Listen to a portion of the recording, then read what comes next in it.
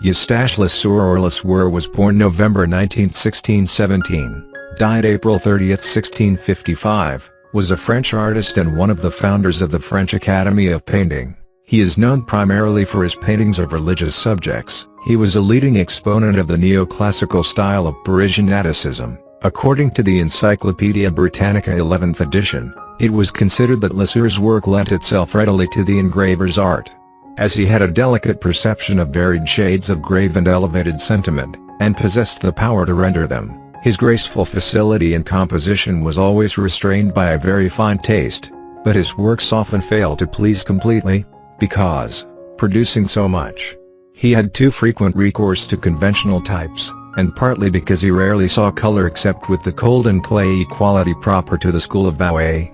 Yet his St. Paul at Ephesus and one or two other works show that he was not naturally deficient in this sense.